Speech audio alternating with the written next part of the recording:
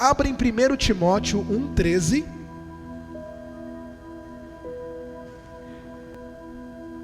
Gálatas 1,15.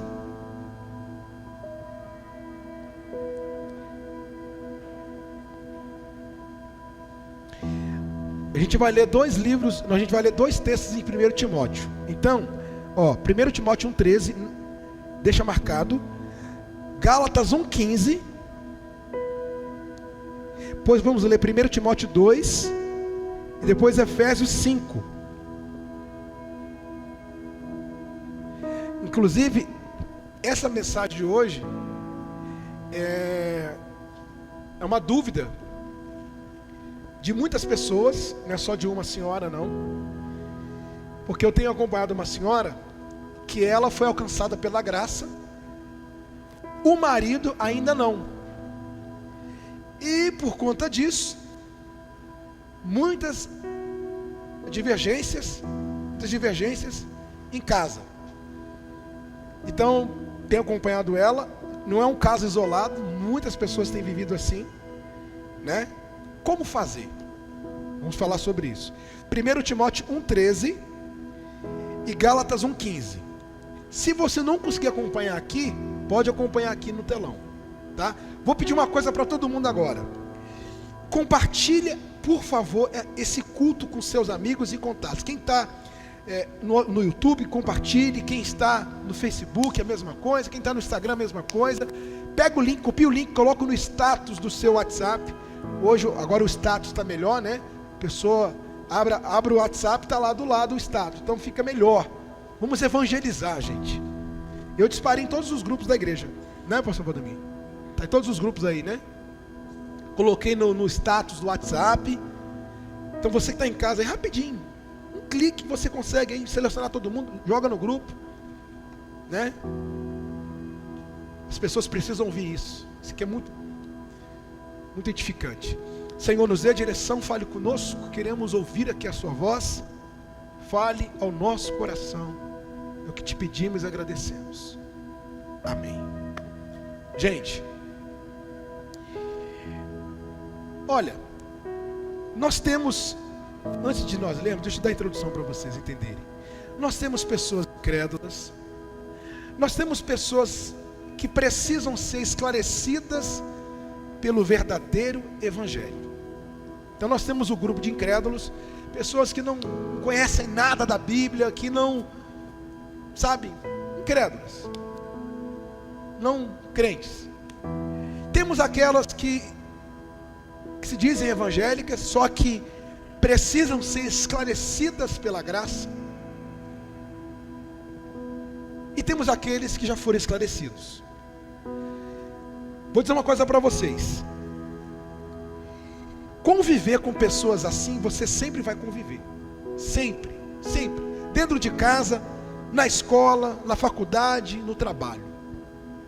Agora a gente precisa entender como lidar com situações como essa. Então a primeira coisa, por que a esposa foi esclarecida pela graça, a graça alcançou o coração dela, e o marido ainda não?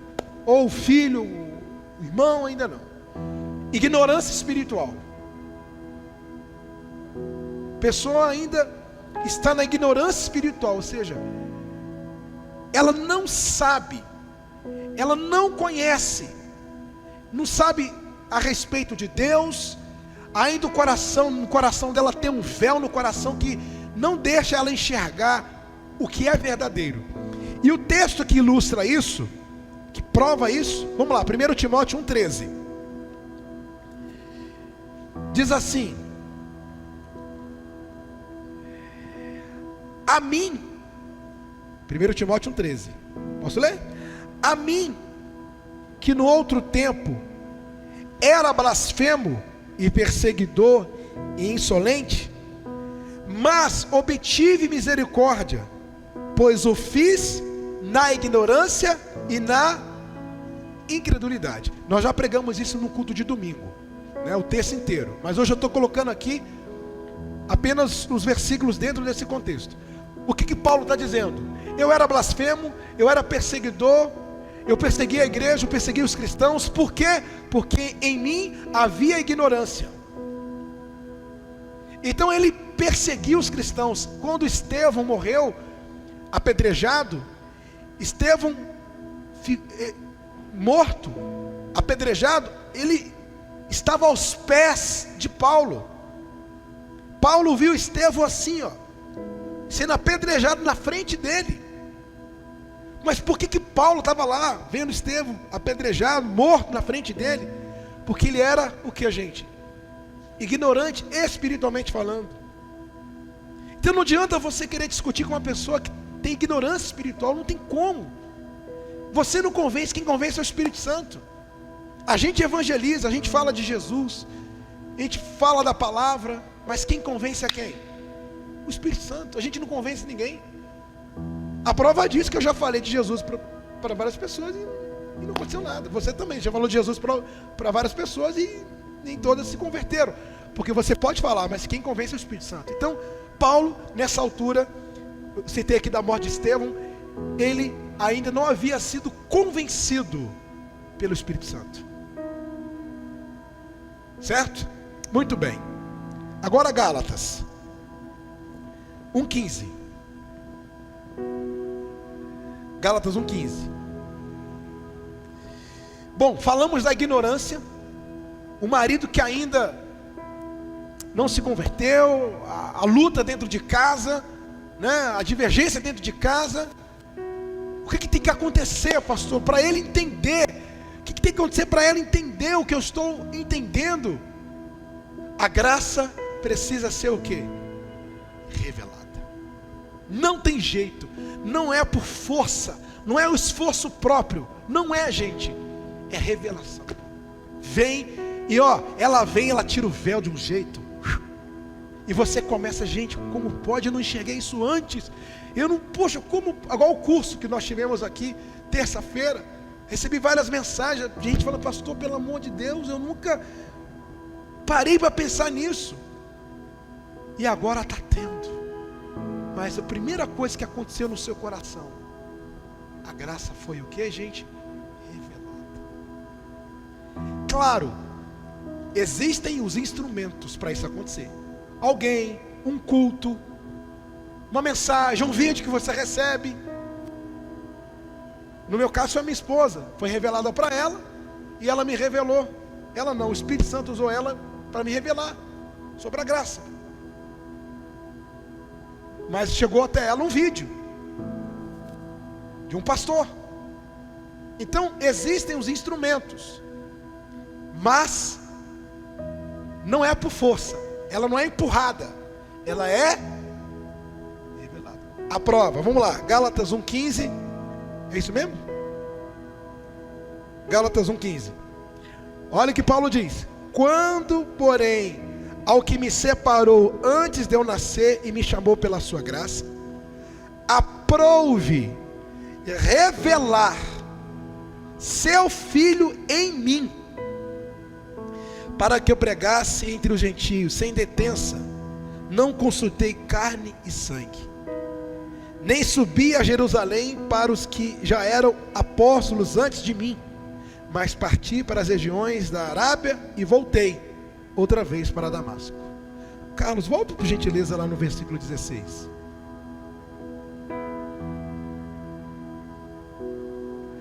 Aprouve revelar seu Filho em mim.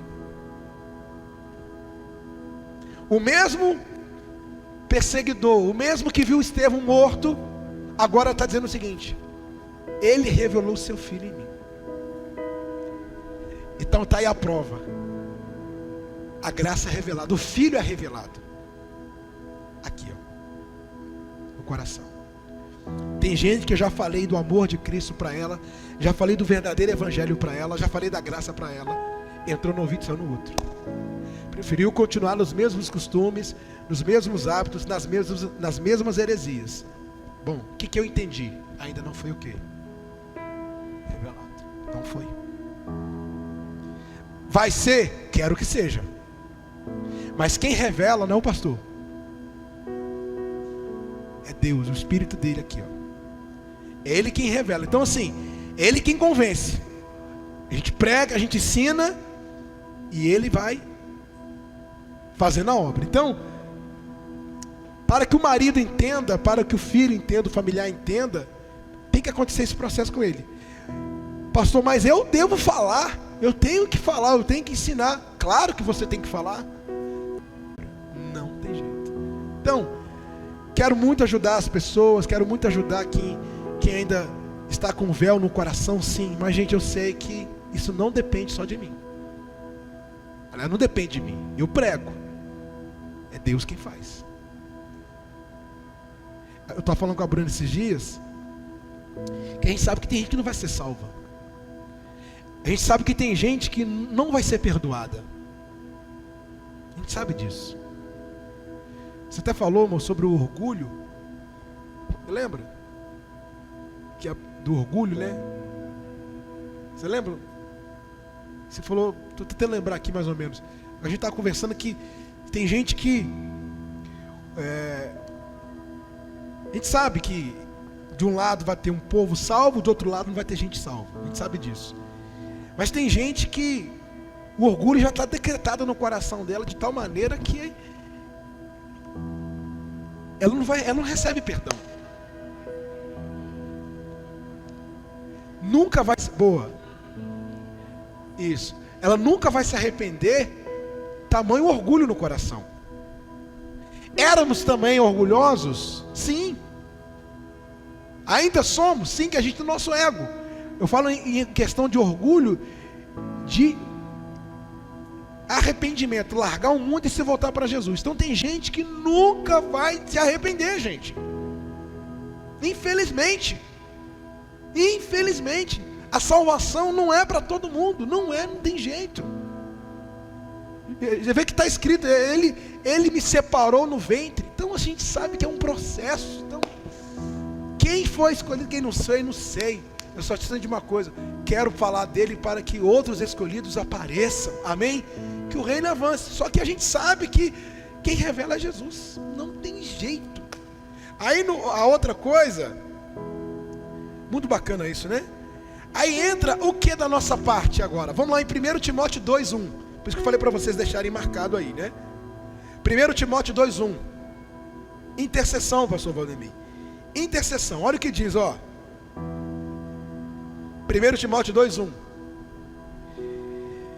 Bom, pastor João, a gente sabe que é Deus que revela. A gente sabe que a graça é revelada. A gente sabe que a ignorância espiritual existe. O que a gente tem que fazer? O que eu devo fazer? Interceder. Olha o que diz aí: antes de tudo, pois exorto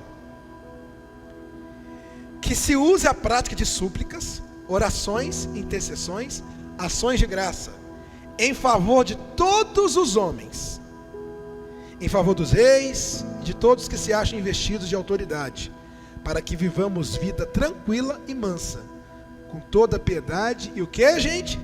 E respeito. Então, eu acabei de falar que a graça é revelada, mas aqui, que o apóstolo Paulo está dizendo, que precisamos interceder por quem? Por quem, gente? Por todos.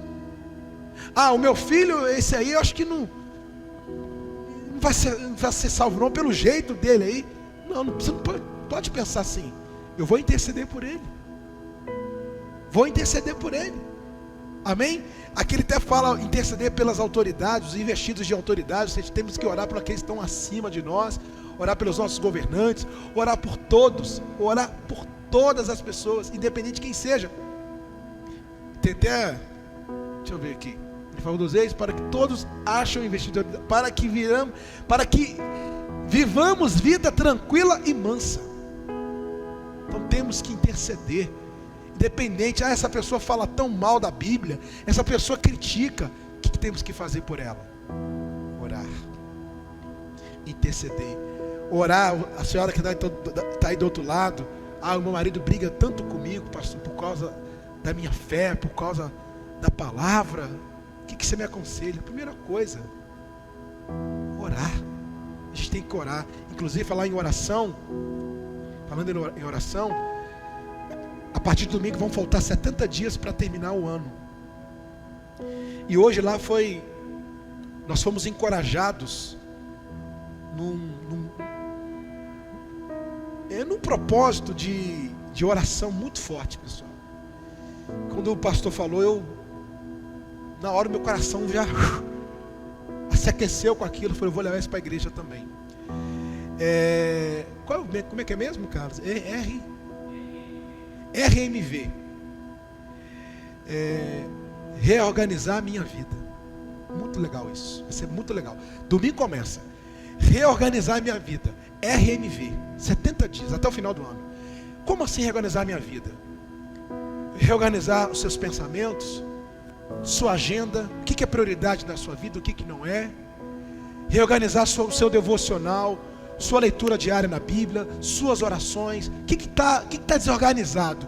Você vai ter 70 dias para você fazer o quê? Mas eu não vou conseguir reorganizar tudo agora.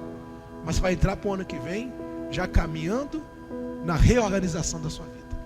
Eu achei muito legal isso. Que a gente é pego pelo cansaço, a gente é pego pelo desânimo, a gente é pego pela aflição da vida.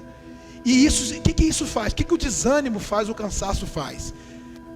O que a aflição faz com a nossa vida? O que eu fiz aqui? Estava organizado. O que eu fiz aqui? Eu desorganizei. Está desorganizado. Então, as aflições, o cansaço, as coisas que acontecem, desorganizam a nossa vida. A gente precisa reorganizar. Sozinhos? Não. Oração, devocional, falar com o pastor Valdemir. A gente tem que ter porção diária da Bíblia. Não é só uma pitadinha de Bíblia, é uma porção diária. Então, domingo agora começa. RMV, 70 dias, até o final do ano, para reorganizar sua vida. Pastor, isso aqui está meio bagunçado, então você vai reorganizar. Preciso reorganizar essa área da minha vida, está meio bagunçado.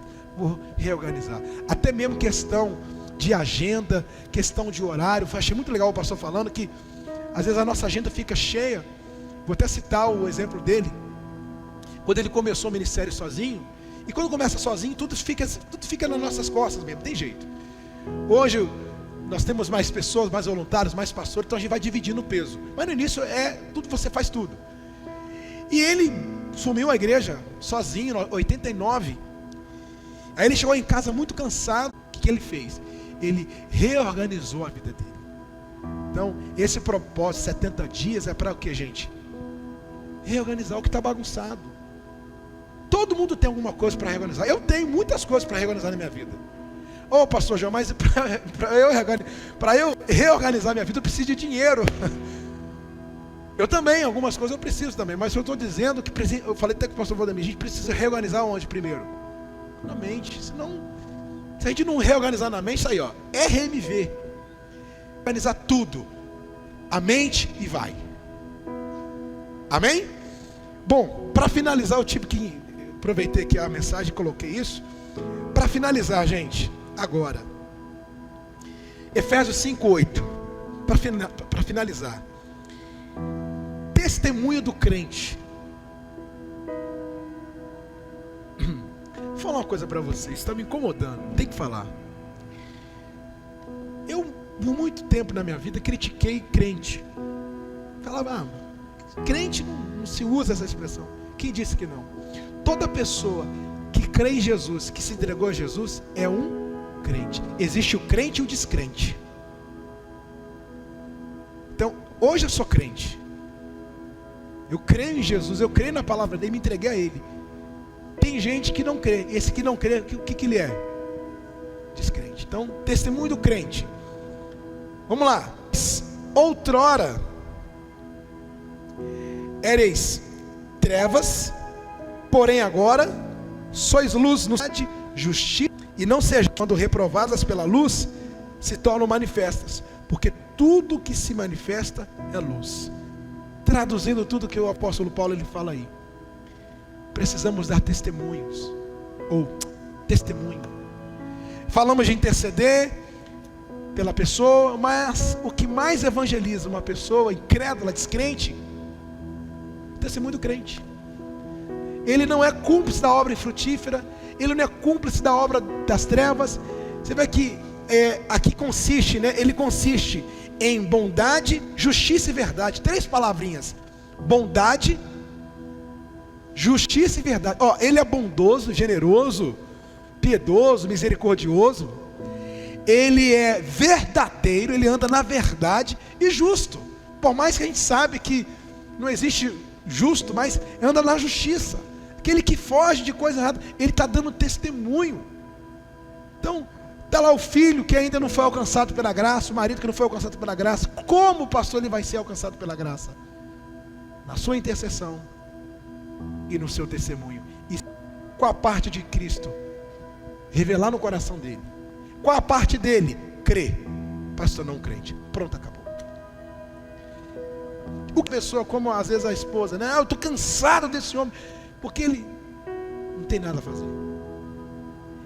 É isso que você precisa fazer, mais nada. E deixa Deus agir. Amém? E se ele continuar, cabe a você ter o coração em Jesus, olhar para frente e continuar dando testemunho. Pronto, acabou. Né, pastor Valdemir? Porque às vezes a pessoa tenta passar e trilhar um outro caminho, né? Fora desse e não há outro caminho, né? Interessante também, que aqui eu peguei uma passagem aqui, lá em Efésios mesmo, onde que nós estamos agora, lá em capítulo 4, versículo 18, Efésios mesmo, 4, 18, diz assim, o apóstolo Paulo falando, né, como ele se deparava com os maus comportamentos, mais para frente ele também orienta como nós nos precaver, qual é a posição que nós devemos ter. Efésios capítulo 4, versículo 18, diz assim, obscurecidos de entendimento, alheios à vida de Deus, por causa da ignorância em que vivem, pela dureza do seu coração, os quais tendo tornado insensíveis, que se entregam à dissolução, para com avidez cometerem toda sorte de impureza. Mas não foi assim que aprendeste a Cristo, se que de fato tendes ouvido, nele fortes instruído, segundo a verdade em Jesus. Então vamos parar um pouquinho. Então, meus amados, o apóstolo Paulo dizendo, os maus comportamentos, por que fulano, Beltrano age, se comporta desta maneira, eu falo e tal, ele também se deparou com isso. Por quê? Naquela época, como nos dias atuais, as pessoas estavam com o seu entendimento, com o seu coração obscurecido, quer dizer, a ignorância. Então às vezes, gente, como é que pode? Um dia também nós éramos ignorantes. Aí diz assim, no sentido de que quanto ao trato passado, vos despojei do velho homem, que se corrompe, segundo as concupiscências do engano. Aí, olha o recado que ele dá, o conselho para todos nós. E vos renoveis no espírito o vosso entendimento, e vos revistais do novo homem, criado segundo Deus, em justiça e retidão, procedentes da verdade. Então, ele dá o exemplo por causa do mau comportamento, mas por outro lado ele diz assim, faz desta maneira, porque como nós um dia, a verdade, a graça nos alcançou, aquelas pessoas que hoje nós notamos esse tipo de comportamento, vamos orar, não podemos desanimar. Amém? Isso que aí, Deus abençoe. Isso é ter paciência, né? Tem que ter, tudo tem um tempo. Porque às vezes, pastor Jairo, as pessoas dizem, poxa, mas vocês demorou muito tempo. Não, a questão não é demorar, porque para cá, ontem eu estava conversando com o rapaz, ele me contou também o testemunho dele, como o senhor falou, a gente tem, né? Nós temos encontrado pessoas que nós vamos aprendendo.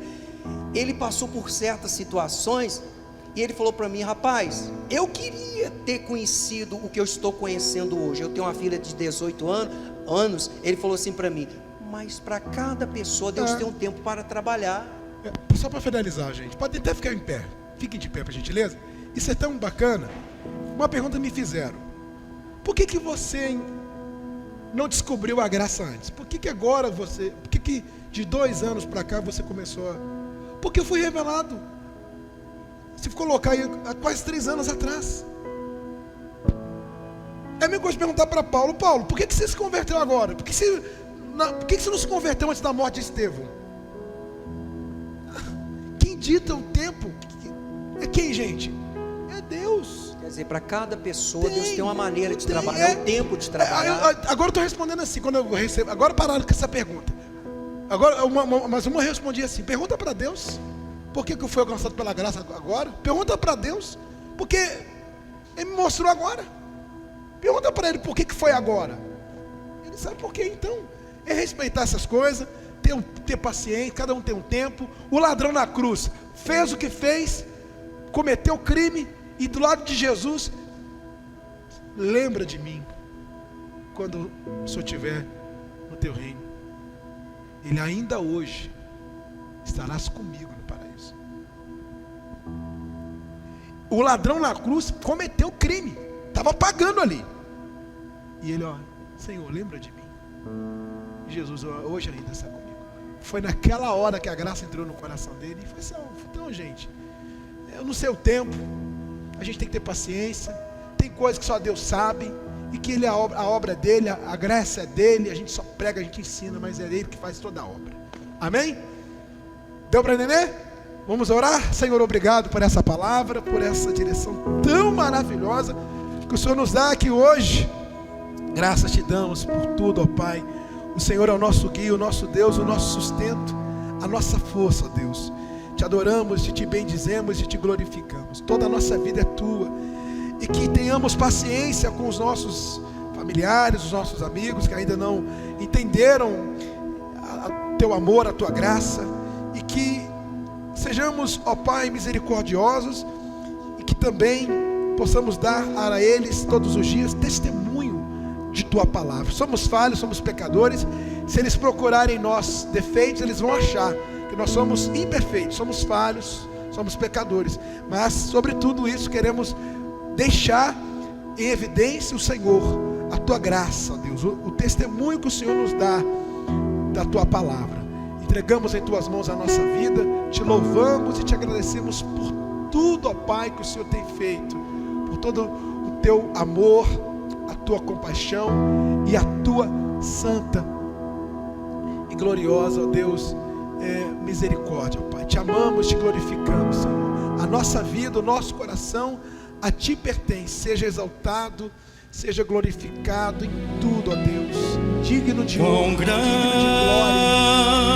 É o meu Deus, eu cantarei quão grande é o meu Deus, e todos hão de ver quão grande é o meu Deus, quão grande é o meu Deus. Cantarei.